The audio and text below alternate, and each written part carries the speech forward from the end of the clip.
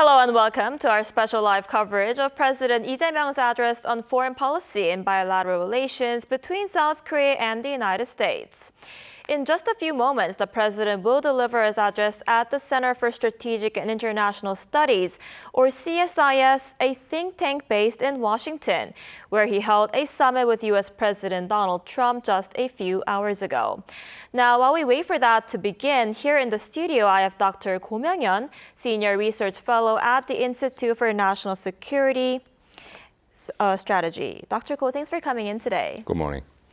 Morning. So this was their first face-to-face meeting between Presidents Ije명 and Donald Trump, and it lasted almost 2.5 hours, right? What's your overall assessment of their summit? Well, it basically exceeded our expectations, and it was, in fact, it was a little bit apprehensive what President Trump has said before the summit on the social media. We know that in Truth Social, he made a posting saying that South Korea is undergoing some sort of purge, and then he cannot do the business with such a country.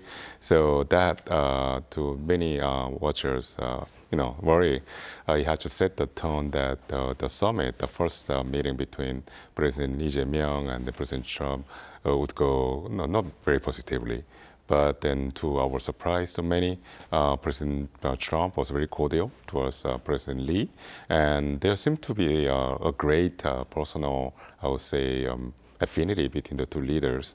And some of the concerns that we had going into the summit, such as President Trump bringing up the recent political situation in South Korea, was proven to be, wrong to our pleasure and to our pleasant surprise, And then President Trump continued praising President Lee, and then President Lee reciprocated in the right way. Instead of confronting President Trump about his earlier posting, which is clearly out of protocol, and instead of protesting some of the, I would say, mischaracterizations of what happened in Korea, he in fact said the right things at the right tone by praising President Trump and reminding everybody about President Trump's, in fact, objectively speaking, a great achievement. He's in an earlier term when he in fact got out of the mold and then tried to reach out to North Korea. He succeeded in having a face-to-face meeting with Kim Jong-un, and I think President Lee, in fact, seriously and sincerely believes President Trump has, I think, had a very positive role being a mediator, and not just in the Korean Peninsula, but also beyond. So I think this went down really well and increased the personal chemistry between the leaders. And we don't know exactly what happened behind doors once the open part of the meeting ended, and then the two leaders moving to closed doors meeting. But I think this positive tone continued into that meeting. So even though we have to wait and see for the joint statement to come out, I think it's likely that the overall positive tone of the personal meeting between the two leaders translates to the joint statement as well. Right, it seems they are off to a very good start indeed. And President Lee pledged pragmatic diplomacy and promised to put national interests first. We'll be hearing from him in just a moment on the details of his foreign policy. But do you think that we could see this approach reflected in his Washington trip so far? Well, this is a very first phase of its implementation of the pragmatic diplomacy. So we have to remember that President Lee came into office just 2 months ago, and what he said about pragmatic diplomacy was formulated during the campaign trail.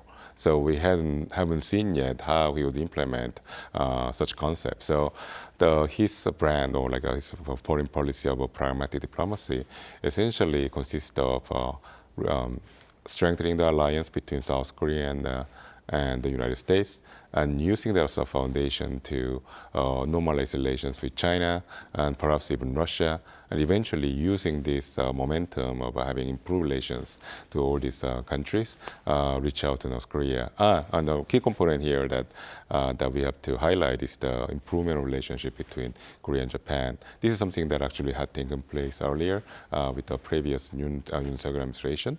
But then it's very good to see President Lee to take up the legacy of the previous administration to continue on. And then it's interesting also that the President Lee visited Tokyo and met with the Japanese Prime Minister Ishiba before engaging in summit with President Trump. So I think if there are four parts to the pragmatic diplomacy, which consist of strengthening the alliance between South Korea and the United States, maintaining relations with Japan, and also as improving relations with China and Russia and beyond. I would say that he already done the two steps already, and we just seen that the most important component here, which is reaffirming the strength of the alliance between Washington and Seoul, I think has been largely achieved. So I think it's off to the good start. Right, indeed. And eyes were on how the two sides would address security issues, especially as the Trump administration has been pressuring Seoul to pay more for its defense. And Trump said he wants the ownership of land that Korea has leased for U.S. military bases. Would you say that he's possibly trying to use this as sort of a bargaining chip in negotiation with Seoul? So this is one of those instances where what President Trump said it's unclear whether he really meant it. So I think this came out in our conversation that was a little bit very casual, and President Trump many times in this kind of casual conversations he goes off tangent. So I think there's a little bit of that there. So if we focus on the rest of this conversation, clearly President Trump was very knowledgeable about the security situation in the Korean Peninsula. He was up to date about Korea-Japan relations. He was up to date about the threat that South Korea is subject to from North Korea. So clearly he knows the details, but there's but at the same time, he sometimes makes mistakes. We all know this, and we are not sure yet whether he really meant that he would like to demand the possession or ownership of the South Korean land on which the U.S. base is established on, or like this is some sort of a request to demand more control over the land in which the U.S. base is in. So it's not clear yet. I think this is going to be clarified later on, and chances that this is going to be forgotten pretty soon, in my view, hopefully. I see. And on North Korea, you briefly mentioned North Korea earlier, and Trump said he's looking forward to meeting with Kim Jong-un within this year. And President Lee also encouraged Trump to meet Kim, saying he wants Trump to be the peacemaker and he'll be the pacemaker. Do you think the summit could sort of open the door to talks with Kim Jong-un? Well, I think the North Koreans are watching very closely, and I think that Kim Jong-un probably didn't really dislike the content of the conversation between President Lee and President Trump. They both leaders paid praise, or I guess now express high hopes that there will be a continuation of re-engagement of dialogue with North Korea. So this is overall very positive. And but at the same time, I think President Lee did a great job of putting President Trump in front, and that he would stay behind. So I think it was a great. I don't know whether he prepared this expression before he started the summit, but the expression that he will be the pacemaker and President Trump will be a peacemaker, I think I had some impact on President Trump. So I think, and also this is not just a personal praise to President Trump. This reflects the approach that the previous South Korean government took towards engaging dialogue with North Korea. So if we remember the approach that previous Moon Jae-in administration took towards North Korea, clearly President Moon wanted to play the role of a pacemaker and allow President Trump to have this front row of having the stage in engaging North Korean dialogue. So, and I think this is something that President Trump is very proud of. He made such remark several times during the meeting that he's very proud of what he has done to bring stability to the Korean Peninsula. I think there's a moment President Trump said he prevented a nuclear war breaking out in the peninsula. So it's very clearly very positive about the role he had. So, and the President Lee was very smart in reminding President Trump about that. So it was overall an excellent performance on the part of President Lee, at least when it comes to North Korea. Right, and he was actually very proud of his close relationship, his close personal relationship with Kim Jong-un. So we'll have to see if they do actually meet. Well, that's an open question. So there are a lot more complicated issues before we see essentially another meeting, personal meeting between President Trump and Kim Jong-un. But then I think the possibility has gone up a little bit. Right. And President Trump, what he also said is he could visit South Korea for a trade meeting pretty soon. When asked about the APEC summit that's going to take place later this year, could we expect the two leaders to meet again in the near future? You mean between President Trump and President Lee? Yeah, absolutely. I think, South Korea is a very important ally to the United States in many different ways, not just when it comes to the military alliance, but also when it comes to technological cooperation. Korea is a very important trading partner for the United States. That explains why the White House was in such a hurry to sign a deal with South Korea last month. So there will be a lot of discussion to take place between the two parts, because it was clear, well, at least what has emanated so far from these meetings is that the details are missing. The details of the tariff agreement is still not so clear. We don't know yet about the extent of the burden sharing that the United States expects from South Korea, and especially when it comes to the South Korea's role. Dr. Yes. Go, I'm afraid I'm going to have to interrupt you there for just a second. Foreign Policy and Korea Chair at session's about to CSIS. start. We'll come back right Professor at afterwards. Georgetown. Our guest of honor today is His Excellency Lee Jae-myung, President of the Republic of Korea. President Lee will deliver an address on foreign policy and U.S.-Korea relations on the occasion of his first summit visit to the White House. Some housekeeping issues before we get started. The first is that CSIS staff will serve as your safety officers at this event, so please follow our instructions should the need arise. You would exit the same way you came in, right through those glass doors behind you. And then the second is the President will speak in Korean with simultaneous translation, followed by a brief conversation with Dr. Hamry with consecutive translation. And so you all have transmitters on your chairs.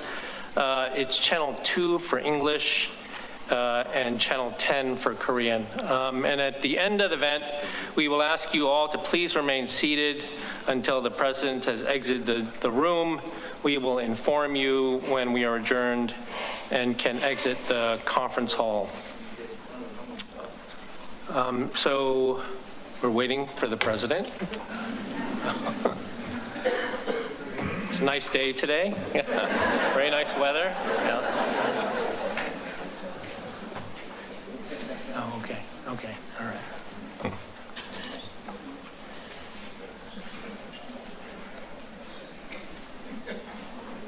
They told me he's coming in 3 minutes. This is going to be the longest 3 minutes of my life.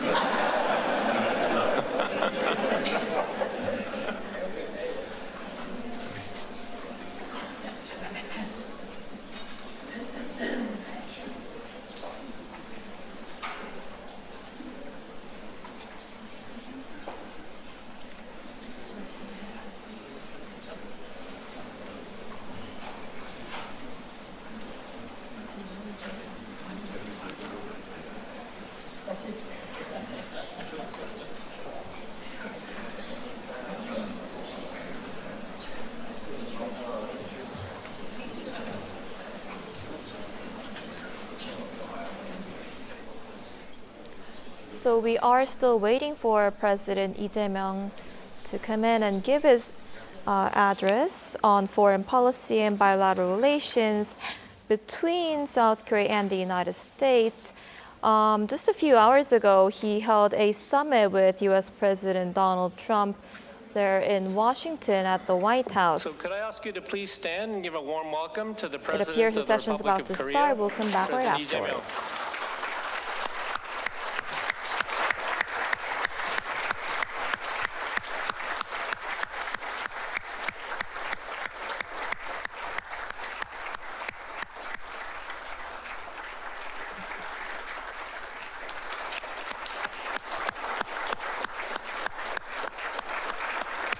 Let me now, please be seated. Let me now turn the proceedings over to our President and CEO, Dr. John Hamre.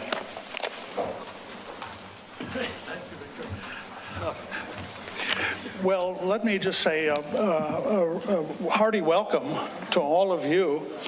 And let me say how surprised I am. I mean, when we heard the president was coming the last week of August, I thought, we'll never get anybody to show up, and here we've got an absolutely a full house. And I think that reflects the importance of Korea to all of us, and it reflects the important leadership that President Lee is bringing to Korea, and we're really excited to have him here. And I want to say thank you to all of you for coming. I've got this remarkable lineup of dignitaries here, and I'm going to really screw this up, but I want to just say thank you. Carly Hills, former U.S. Trade Representative. Roy Ryu, he's on my board, and so he's one of my bosses, so I really have to say thank you to him for coming. Chuck Hagel, former Secretary of Defense and Senator. Bill Cohen, Secretary of Defense and former Senator. Chris Dodd, former Senator. Rob Portman, former senator, U.S. Trade Representative. We're so grateful to have you here. He flew in from Ohio, and he's flying back tonight to be here, so we're really delighted. Jim Jones, who's the former SACIR National Security Advisor and Commandant of the Marine Corps. Jim Clapper, National Security Advisor, National Intelligence Director.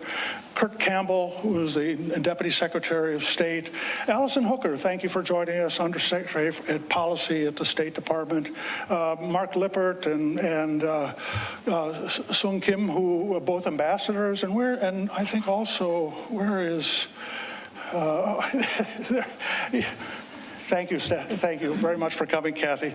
Kathy Stevens is also here. So just want to say thank you to all of you for honoring us and honoring the president by being here today.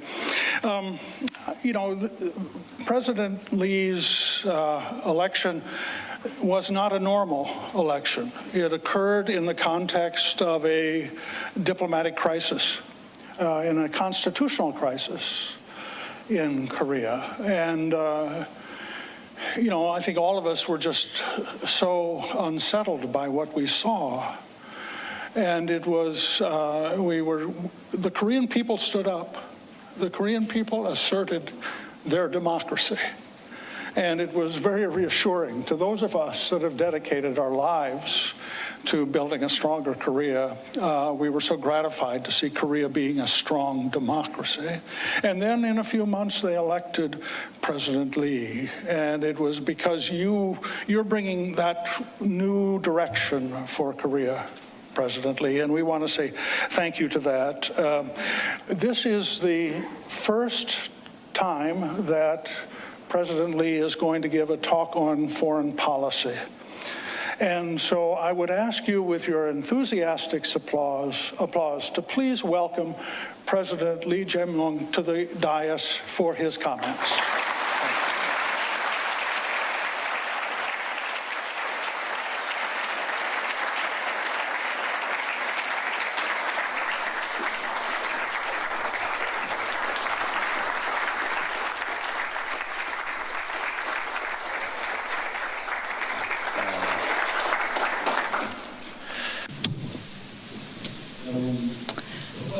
I understand that it is vacation time, but nevertheless, there is a lot of people here. Thank you so much. Before I read the prepared script, well, as it was just mentioned by Dr. John Hamre, it is true that the Republic of Korea experienced a crisis, and probably the entire world was alarmed, because in a country like Republic of Korea, a coup, a martial law, and then again you were probably surprised that such a political crisis was overcome through the peaceful actions of the people, and the recovery of the democracy of Korea probably surprised the world. As many people know, the Republic of Korea is the only country among those liberated from colonial rule that has achieved democracy and industrialization at the same time. We were able to achieve rapid growth within a very short period of time. And probably the Korean people can be felt like the heroes and heroines of a storybook. But aside from the traditional religion of Korea, we have Christianism and Buddhism and many different religions, but we do not have religious conflicts. We have harmony among diversity, and we have been able to showcase a new type of culture to the world. Korea has established itself as a cultural powerhouse, but I do believe that it will also be soon known. It is my expectation and hope that it will be known as a model case of democracy. Well, in the textbooks, we have learned about democracy and that how it has stemmed from Athens of Greece. But if you look in the reality, well, in 2024 winter, perhaps that might be recalled as the origin of democracy. You might know that there is an animation, K-pop Demon Hunters. And if you watch that, you might have caught a glimpse of what a country, the Republic of Korea, is. But if you look at the culture of Korea, well, I think that democracy, is the ultimate form of culture and arts.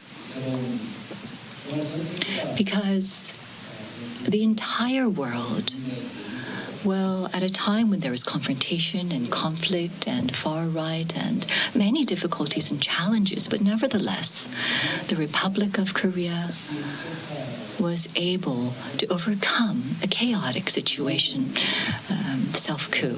But the protesters were enjoying themselves, singing, and also without shedding a single drop of blood, we were able to overcome that crisis. And I do believe that that is a model case of democracy. So please keep your eye on the new Republic of Korea. And let me now go into my prepared script. Honorable Dr. John Hamre, President of the Center for Strategic and International Studies, distinguished guests, ladies and gentlemen, thank you so much for joining us despite it being vacation time. It is a pleasure to meet you. At a time when the global landscape and regional security conditions remain challenging, CSIS, a leading think tank in Washington, D.C., which has long maintained a special focus on the alliance between the Republic of Korea and the United States, has graciously organized today's event, and I would like to express my deepest gratitude to CSIS. The Republic of Korea, as I mentioned before, is unique among nations liberated from colonial rule, having achieved both industrialization and democratization at the same time. It is a global leader of cutting-edge technology that is poised to reshape the future of humanity, and a cultural powerhouse that is rewriting the standards of creative industries with content that moves and delights audiences around the world. At the heart of our shining achievements lies the determination and talent of the Korean people who have turned crisis into opportunities at every critical juncture in history. However, without the contribution of the U.S. and the international community, Korea would not be where it is today. In the process of rapid economic growth, also known as a miracle on the Han River, and the fight for democratization against a brutal dictatorship, the support and cooperation from the U.S. have always been a great help to Korea. The solidarity between Korea and the U.S., which has endured for over 70 years, proved its strength as we overcame a military self-coup attempt on December 3rd of last year. The power to suppress the armed coup forces without shedding a single drop of blood came from the Korean people who participated in peaceful protests, demonstrating to the world vivid vibrancy of K-democracy. Yet, it is also thanks to all of you leaders in the American political and social circles who have expressed unwavering trust, solidarity, and support for our efforts to restore democracy. The new government was elected by the people who cherish freedom and democracy. And we are ready to further strengthen the alliance we have with the ROK, between the ROK and the U.S. As a member of the liberal democratic community, Korea has benefited from growth and development, and it stands ready to shoulder its responsibilities in return. Korea's democracy and the ROK-U.S. alliance have endured numerous challenges, and we are faced with a turbulent international situation and new daunting challenges. Immediately after the June 3rd presidential election in Korea, CSIS released a report titled South Korea's New President Frying Pan to Fire. And the title of this report speaks volumes about the grave reality facing my country. Today's challenges are numerous and complicated, including North Korea's continued nuclear and missile development and military cooperation with Russia, the serious security environment surrounding Ukraine and the Middle East, and global supply chain issues concerning energy and critical minerals. To address these unprecedented challenges, wisdom to turn crisis into opportunities and build a foundation for a new development is more urgent than ever. Against this backdrop, I believe that the best approach we need is about responding to quickly changing global affairs with strategic insight and flexible thinking, which can be called as pragmatic diplomacy, centered on national interests. And the backdrop and the backbone of pragmatic diplomacy centered on national interests is the ROK-U.S. alliance, which has played a pivotal role for peace and prosperity. Our two countries have fought side by side on many battlefields to defend peace and prosperity. And so, we stand together as security allies. Once a recipient of American aid, Korea has become the largest greenfield investor in the U.S., helping Americans enrich their lives. And so, we support each other as economic allies. Building on our security and economic alliance, I am committed to opening a new chapter of pragmatic alliance centered on national interests together with President Trump. At the summit meeting today with President Trump and I agreed to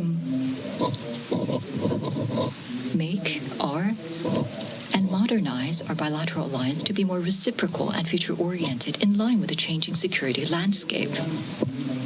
The U.S. defense commitment to the Republic of Korea and our joint defense posture remain unwavering and ironclad. At the same time, Korea will take a more leading role in maintaining security on the Korean Peninsula.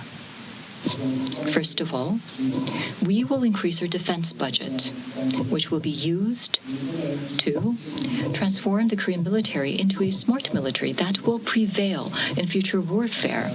And so we will use it to acquire cutting-edge technology and military assets. At the summit meeting, President Trump stated his willingness to actively support Korea's efforts to strengthen its military capabilities and further expand bilateral cooperation in the advanced defense industry. Our two countries' capabilities and posture will be further expanded and strengthened to thoroughly respond to a constantly changing security landscape and rising threats. While the Rok-U.S. alliance has made remarkable progress, there remains on the Korean Peninsula an unresolved legacy of the past century, which is the North Korean nuclear issue. Maintaining the goal of a denuclearized Korean Peninsula is extremely important to bring permanent peace to the Korean Peninsula and the world. President Trump and I have agreed to work closely together to establish peace and achieve denuclearization on the Korean Peninsula. Obligations under the Non-Proliferation Treaty must be strictly observed on the Korean Peninsula, and it is evident that that is in the interest of both Koreas. The Republic of Korea will comply with the NPT regime and strictly keep its commitment to denuclearization. The inter-Korean relations are not an exception to the principle of pragmatic diplomacy centered on national interests. Korea and the U.S. will make efforts to have dialogue with North Korea while firmly responding to North Korean provocations. The Korean government has taken a series of measures to reduce inter-Korean tensions in order to prevent accidental confrontations, while North Korea has stopped propaganda loudspeaker broadcasts which harass residents in the border areas. Those residents who were not able to sleep at night, even with the help of sleeping pills, have expressed gratitude to my administration, saying that they can at last enjoy a good night's sleep. I am confident that inter-Korean relations based on reconciliation and cooperation will benefit the Korean Peninsula as well as the U.S. When a path for denuclearization, peace, and coexistence is finally open on the Korean Peninsula, the Rok-U.S. alliance will be upgraded in a global context. The approximately 200,000 Americans and 28,500 U.S. troops in Korea will be safer, and people in our two countries will lead more prosperous lives. Distinguished guests, ladies and gentlemen, in an era where national security significantly impacts the quality of people's lives and the future of a nation, security and economics cannot be thought about separately.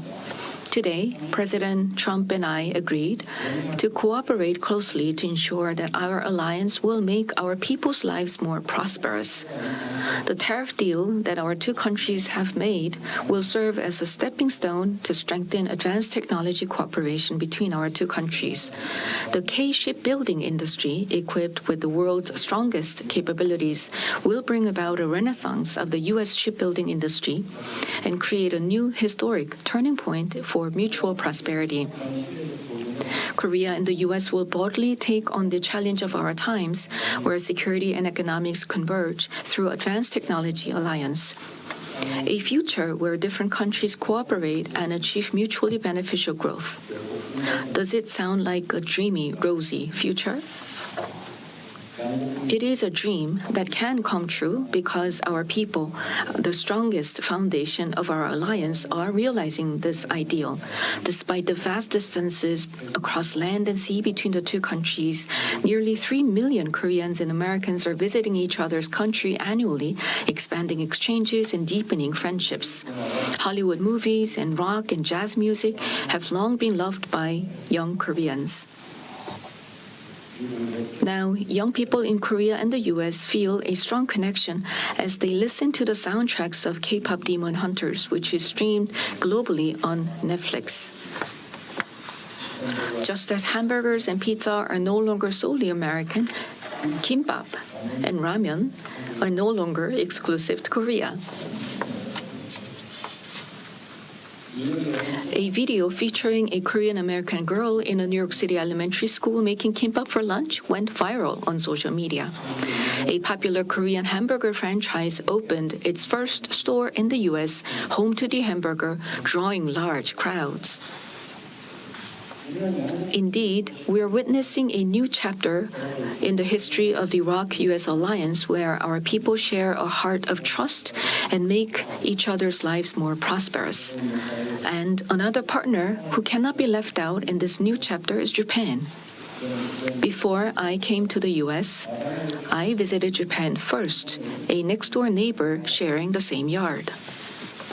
I recall that President Trump has emphasized the importance of trilateral cooperation among Korea, the U.S., and Japan since his first term in office. Together with President Trump, I will further strengthen trilateral cooperation based on the ironclad Rok-U.S. alliance. The three countries will respond jointly to North Korean nuclear and missile threats and step up efforts to achieve peace and prosperity in the Indo-Pacific region and the world. Distinguished guests, ladies and gentlemen, our great alliance was forged amidst trenches and gunfire on the battlefield. But over the past 70 years, it has transformed into an alliance that covers a wide range of areas, including shipbuilding, AI, semiconductors, quantum technology, and nuclear energy. And even at this moment, the alliance is authoring a new chapter of history. A future-oriented, comprehensive, strategic alliance is firmly rooted in the three pillars of security, economy, and advanced technology. And this ironclad alliance, founded on pragmatism and national interests for our people, will shine brightly. The golden era of the Rok-U.S. alliance has yet to come, not because we lack in something, but because we have unlimited potential to realize. Together, we can achieve even greater things. For our glorious moments to come, 같이 갑시다. Thank you.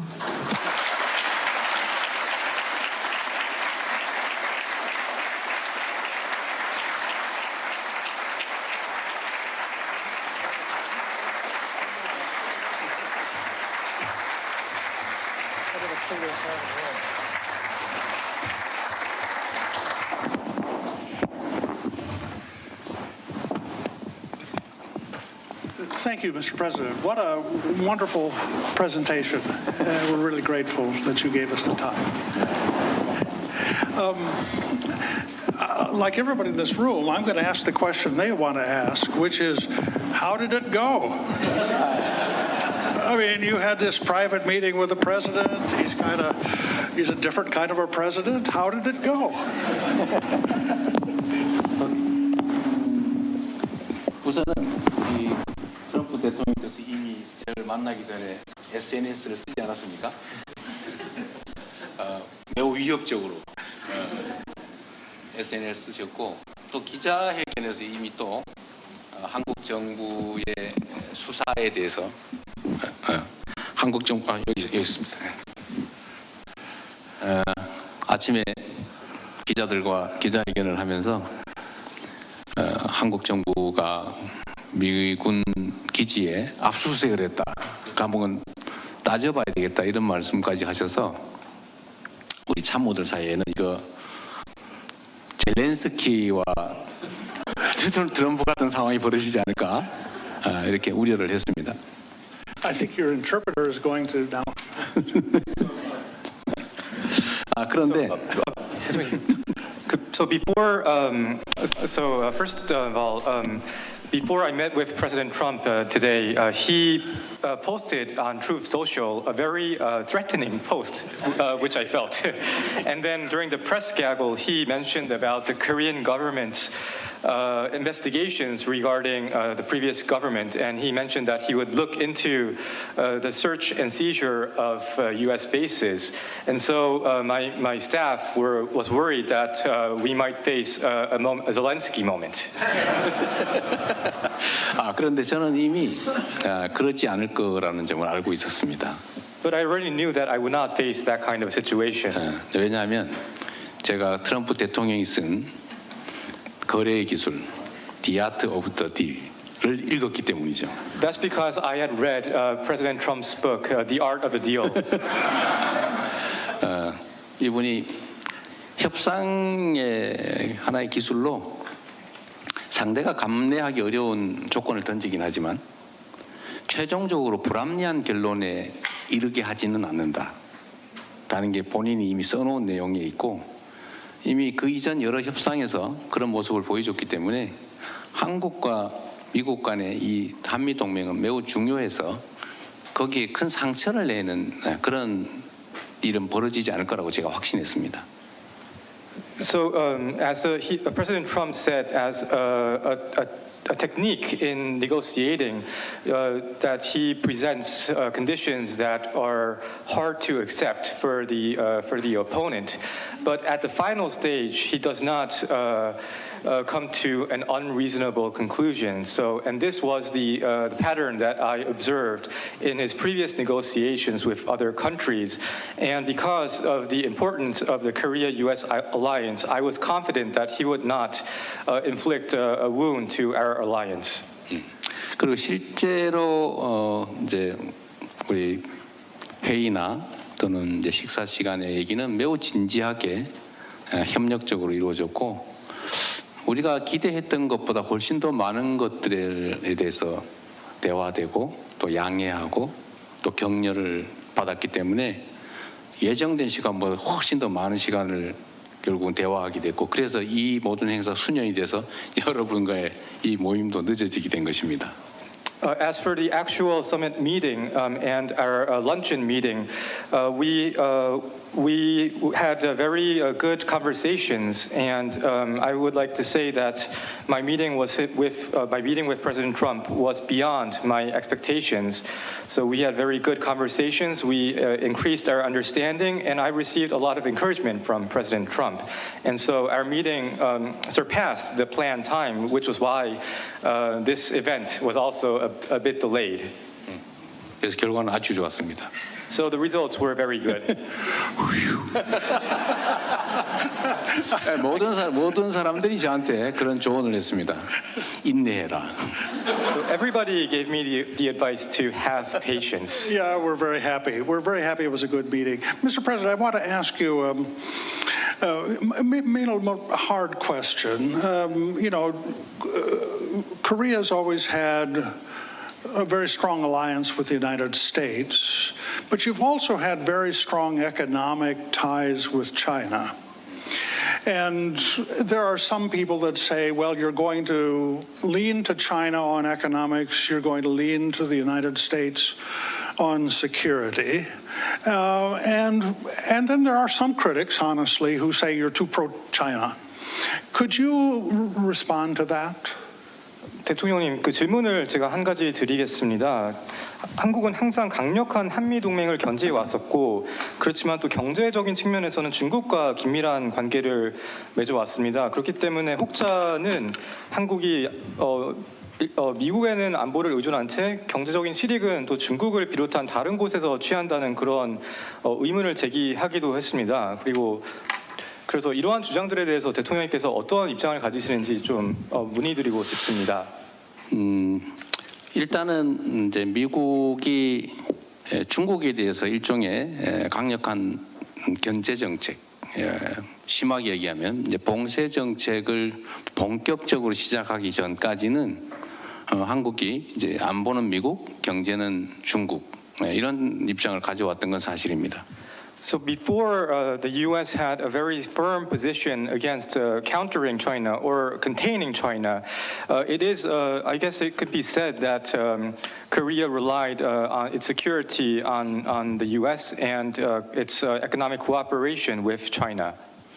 그런데 최근에 이제 몇 년 사이에 이 자유 진영과 또 중국을 중심으로 한 진영 간의 공급망 재편이 본격적으로 벌어지고 또 미국의 정책이 명확하게 이제 중국을 견제하는 방향으로 가면서 한국도 과거와 같은 태도를 취할 수는 없는 상태가 됐습니다. However, in the recent few years, and as the confrontation between the liberal democratic community and the community led by China, the competition has become fierce, and the supply chains are being readjusted accordingly. It's no longer possible to maintain that kind of logic. 그런데 이제 미국도 중국과 기본적으로 경쟁하고 심하게는 대결하면서도 또 한편으로는 협력할 분야에서는 협력하고 있는 게 사실입니다. However, if we look at the facts, while the U.S. is competing with China in some areas, there are other areas in which the U.S. is cooperating with China. 그래서 한국은 미국의 중국에 대한 수출 규제나 아니면 중국에 대한 거래 공급망에서 우리가 중국과 특별한 관계를 맺거나 하는 데서는 많이 벗어나 있고 지금은 우리가 지리적으로 매우 가깝기 때문에 거기서 생겨나는 불가피한 관계를 잘 관리하는 수준 그런 수준으로 우리가 유지하고 있는 것이지 이제는 이제 미국의 이런 기본적인 정책에서 어긋나게 행동하거나 판단할 수 없는 상태입니다. So Korea is currently kind of a distance from America's export controls and supply chain controls regarding China. But because we are geographically very closely located to China, we are maintaining our relationship with China. Yes, and that is, yes, we are maintaining our relationship with China. Thank you, President. Very thoughtful. Let me ask, you mentioned in your speech that you've taken steps to take provocative things away from North Korea. You've stopped with the loudspeakers, for example. You said people can sleep at night. And yet, you know, North Korea has responded with some really kind of rude things, not very encouraging comments that suggest that there's any prospect of working with Korea. What do you think are practical opportunities with North Korea that you could explore?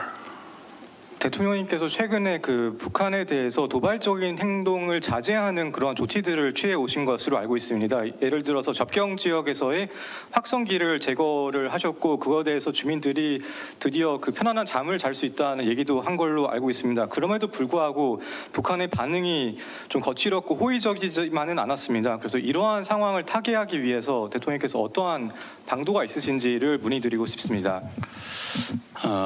한반도는 여러분 모두 아시는 것처럼 전 세계에서 유일하게 분단된 국가입니다. So the Korean Peninsula, as you well know, is the only region that is facing a divided situation. 그냥 분단된 국가 정도가 아니라 서로를 절멸하고 싶어할 정도로 적대성이 강하고 엄청난 규모의 군대, 그다음에 엄청난 무기들이 직접 부딪히는 세계에서 군사 밀도가 가장 높은 나라죠. And it's not just a simple division, but it is a very antagonistic division where both sides aim to get rid of the opposite side, and both sides are maintaining large armies and have great weaponry, and the density in terms of military strength is very concentrated. 그래서 북한을 억제하기 위해서 엄청난 제재를 가했지만 결과는 끊임없이 핵무기를 개발하고 미사일도 개발해서 이제는 재진입 기술 마지막 단계만 남겨놓고 핵폭탄을 싣고 미국까지 날아올 수 있는 ICBM이 거의 개발되어 있는, 그리고 매년 약 10개에서 20개 정도의 핵폭탄을 만들 수 있는 역량을 계속 키우고 있는 그런 상태가 됐습니다.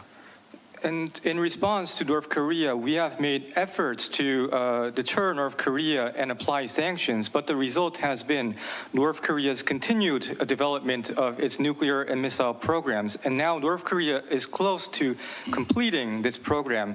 They are at the final stages of developing ICBMs, which can target faraway distances, and they are accumulating 10 to 20 they are able to produce 10 to 20 nuclear weapons per year. 이미 22년보다 지금 이제 3년 사이에 핵폭탄 보유 숫자가 이제 2.5배로 늘어났다. 그리고 핵물질 생산 능력은 엄청나게 늘어났다라는 게 이제 객관적인 사실이죠. For the past 3 to 4 years, the hard facts are that the number of nuclear weapons that North Korea possesses has increased 2.5 times during the past 3 to 4 years, and their ability to produce fissile material has increased tremendously.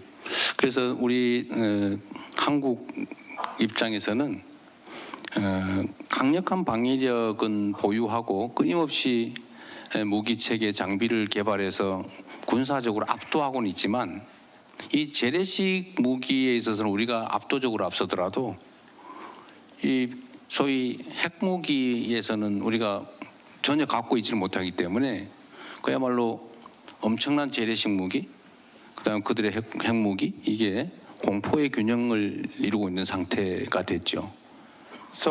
그리고 점점 더 악화되고 있습니다. So from the perspective of Korea, we are increasing our defense capabilities by developing overwhelming conventional weapons. So although we are way in advance of North Korea in terms of our conventional weapons capability, we do not have nuclear weapons. And therefore, there is a balance of fear between on the Korean Peninsula, but the situation is deteriorating. 그래서 강력하게 제압은 하되 상황이 더 악화되지 않게 하기 위한 구체적 노력도 좀 필요하다는 게 저희 생각이고, 그러기 위해서는 더 이상 생산하지 않는, 더 이상 확산되지 않게 하는 다른 나라로 미사일 ICBM 그 개발도 이 상태에서 멈춰서 미국의 현실적 위협이 되지 않게 하는 이런 현실적 방법을 찾아야 된다는 게 저희 생각입니다. So my belief is that we should find a realistic way to stop North Korea from producing more and from proliferating and stopping their development of ICBMs so that it cannot become a threat to North Korea. So we have to maintain a strong deterrence against North Korea, but we have to make efforts so that the situation does not become worse. 가난하지만 사나운 이웃은 그냥 억압한다고만 모든 게 해결되지는 않고 필요하면 적절하게 관리할 수단도 필요하지 않을까, 그게 훨씬 더 안전하지 않을까 하는 생각을 하는 겁니다. So we cannot solve the problem by simply suppressing North Korea. We also have to have the wisdom of managing the situation if it is necessary to do so. I think that's entirely right, Mr. President. I also think it's very important to emphasize deterrence and for Korea to trust America with its pledge of extended deterrence, because that becomes a foundation for this. 대통령님 말씀에 전적으로 공감합니다. 그리고 그 확장 억제의 중요성이 중요성을 강조하고자 합니다. Mr. President, your schedulers have told me I have to end by 7 o'clock, but I do want to ask one last question. You were elected after a tragedy with the declaration of martial law, and you became the president of a very divided country. Now, we're a very divided country, so we don't hold out a model. But what can you do to have become the president of all Koreans? 대통령이 제가 그 7시까지 꼭 끝내야 된다는 얘기를 들었지만 이 소중한 기회여서 대통령께 마지막으로 한 가지 질문만 더 드리겠습니다. 대통령님께서는 계엄이라는 비극을 딛고서 당선이 되셨습니다. 그렇기 때문에 그 한국은 지금 매우 분열된 상태이고 분열된 국가의 지도자이십니다. 그렇지만 미국도 마찬가지로 매우 분열된 상황입니다. 그래서 대통령님께 제가 드리고 싶은 질문은 그 모든 한국인의 대통령이 되기 위해서 어떠한 노력을 하실지 여쭙고 싶습니다. 제가 여러분들한테 하나 이제 보여드리고 싶은 게 있습니다. There's something that I want to show to you. 수만 명 또는 수십만 명, 심하게는 100만 명, 이 엄청난 숫자의 시민들이 모여서 정치적 주장을 하고 저항을 하는데 불 지르는 사람도 없고 무언가 부서지지도 않고 누군가 폭행당하지도 않는 그런 유형의 이 정치적 행위가 벌어지는 곳이 바로 대한민국입니다. So the Republic of Korea is a place where tens or hundreds or millions of people, citizens gather and they put forth their political arguments and they resist. But all of this takes place peacefully, without violence, without people lighting fires, and without people vandalizing goods. And so this is the political situation, the strength of Korea. 그리고 아까도 말씀드렸지만 현실 정치 권력을 피 한 방울 흘리지 않고 사람들의 아름다운 율동, 노래 이런 걸로 끌어내리는, 그것도 8년 만에 2번씩이나 그런 나라는 전 세계에 사례가 없습니다. And the Korean people, they resisted a living power without shedding blood, and they were able to remove a leader through singing songs and dancing dances, and this happened twice over the last 8 years. And there is no other country that did this besides Korea. 그래서 한국 국민들의 이런 정치적 또 문화적 저력은 정말로 높은 거죠. So the political and cultural strength of the Korean people, I believe, is incredible. 그래서 저나 또 정치 세력이 할 일은 조금 더 양보하고 선을 긋거나 벽을 치지 않고 다 만나고 대화하고 그리고 그들의 입장을 서로 이해하고 또 협력할 건 협력하고 이걸 끊임없이 최대한 최선을 다해서 하는 것이 유일한 길인데 저는 그런 노력들을 충분히 한다면 얼마든지 이 문제는 해결할 수 있다. 최소한 대한민국에서는 그렇게 생각합니다. So I believe that the things that politicians, including myself, what we should do is to make more compromises, and instead of setting barriers, we should meet frequently and have conversations and increase our mutual understanding and cooperate in areas that we can cooperate. And if we make such ceaseless efforts, I think this is the only way to achieve the question that Dr. Hamry that you answered, and I believe that if we make sufficient efforts, then it is possible. But it is possible because it is Korea. I think that's good advice for America too, I should say. We're at the hour. Could I ask you all, with your very enthusiastic applause, say thank you to President.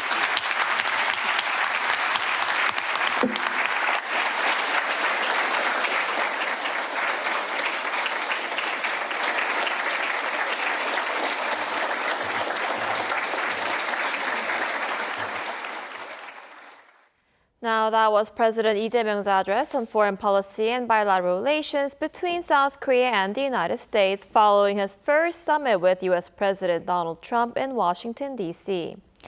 Now, Dr. Go, we just heard the president speak at the CSIS. What are your thoughts on this? Well, it was a great speech, I would say. I mean, it did make I think, put a stamp on President Lee's foreign policy doctrine. In fact, this speech, in a sense, could be looked at as a milestone speech that sets the tone to his foreign policy for the duration of his term, because he defined what the pragmatic diplomacy is in the speech. And he essentially, I mean, this has been heard before, such as that the pragmatic diplomacy is about diplomacy that highlights the national interest more than anything else. But I think he translates that to a way that it applies to the relationship between Washington and Seoul, in the sense that by highlighting the national interest, he's essentially putting his concept of foreign diplomacy with President Trump's concept of foreign policy, which is about national interest, America first, because he's emphasizing here not the common values like previous U.S. administrations. He's highlighting common interest. So he's saying, I mean, telling the American audience that this is all about the mutual wins. So he's dialing down the idea of a mutual, common norms and values, which is a big, actually, I would say, departure from the existing norms and typical speech that a Korean president would give in Washington. But he's adapting very fast to the new reality on the ground in the United States when it comes to foreign policy by highlighting mutual national interest.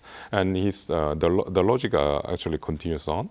And he says that he's essentially listing all the elements that South Korea can put on the table that increase the advantage for the United States, such as the large investments that South Korea has promised to President Trump, he mentioned about the so-called K shipbuilding, so which is well known. South Korea has one of the largest shipbuilding company in the world, and he's highlighting technology, the advanced technology that South Korea can offer. He also brought up the idea of ever-increasing people-to-people exchanges in the form of K culture. So he's pushing all the right buttons in this case. But I think the common thread here is that he's isn't talking about the pragmatic diplomacy, but he is also actually putting details into some of the contentious items that was brought up before the summit, such as what's South Korea's idea or like a position regarding so-called alliance modernization.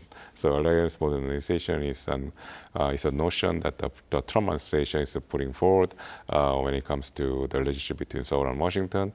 Trump administration is telling Seoul that South Korea should bear more burden for its own defenses. The United States should be. It's implying that it's going to have more of a supporting role, because the main thrust of the U.S. forces in this region will be less about North Korea, it will be more about China. And also, South Korea should contribute more when it comes to this containment policy towards China. So, and in fact, he's essentially affirming that South Korea is going to be supporting this policy on the part of Washington by promising to expand investment in the defense. So we don't know exactly how much that expansion will entail, but then if the previous negotiation between NATO and the United States is any guide, it's going to be 5% of our GDP, which is almost double the amount that South Korea is currently spending. So, and then finally, I think President Trump made an incredible, this followed the speech. It took place during the Q&A session between President Lee and then the president of CSIS, Dr. John Hamre. And then Dr. John Hamre asked President Lee about his position regarding China. And we know that President Lee came to Washington in the background, shrouded by this concern that President Lee was more pro-China than any of his predecessors, and he completely dispelled that notion. He said that South Korea has no other choice but to be with the United States, and I think that's going to come as not a pleasant surprise to Beijing, because Beijing has been pressuring Seoul not to commit itself to the current U.S. policy towards China, which is about containing it. So yeah, these are major, incredible remarks. I think President Lee had a mission here. I think he came to Washington with the aim of dispelling any notion that he's going to undermine the alliance. He's going to be essentially reactionary when it comes to what President Trump is putting on the table, which is the demand for South Korea to step up, spend more on defense, do more when it comes to containing China. So he's telling the American audience that none of this is going to happen. He's going to be a pro-American president and almost like an anti-Chinese president. So this is very incredible. I think it's going to make the American audience very happy.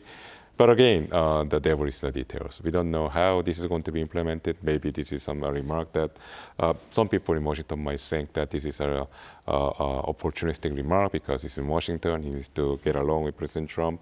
But nonetheless, I think it's very symbolic, and I think it really, it exceeds the expectation that the American observers might have had of President Lee. Right. As you just mentioned, you touched upon a lot of topics. North Korea stands on United States, exactly. stands on China, a lot of things, security, defense.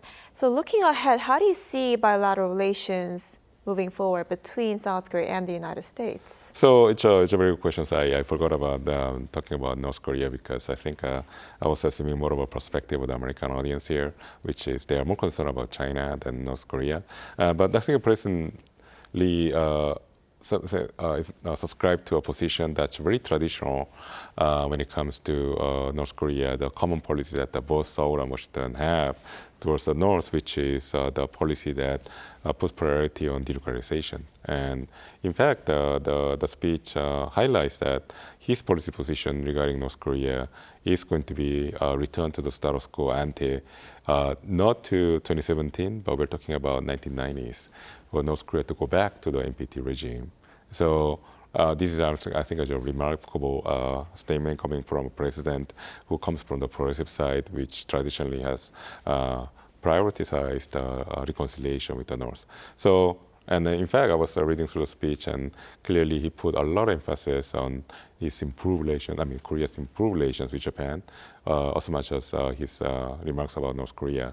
So in that sense, this is a very forward-looking speech, in my view. So going forward, I think the big challenge for Seoul and Washington will be to iron out the details. I think, and we often say as a cliche that the devil is in the details, but in this case, we're talking about like 1% change in the tariff rate. It means billions and billions of dollars.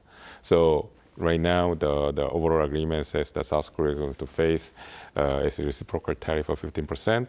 But if that increases by 1%, which is, people might think it's a small amount, but it means tens of billions of dollars. So, so we should we should figure that out. I think the United States would clearly would want Seoul to put in print what kind of commitment South Korea is going to make regarding the alliance modernization, about increasing burden sharing, as well as what kind of concrete actions South Korea will take regarding China. So I think that these are all open, and this is probably cause for concern. But again, that's the future. So for now, for today, I think President Lee had a remarkable performance in Washington. I think he has succeeded. And hopefully this continues with further negotiations and dialogue between Washington and Seoul. Right, so although the details haven't been unveiled yet, we could say that it was a very symbolic speech and a very symbolic summit indeed. Exactly. All right, Dr. Go, I'm afraid that's all the time we have for today. Thank you so much for your insight. We appreciate My pleasure. it.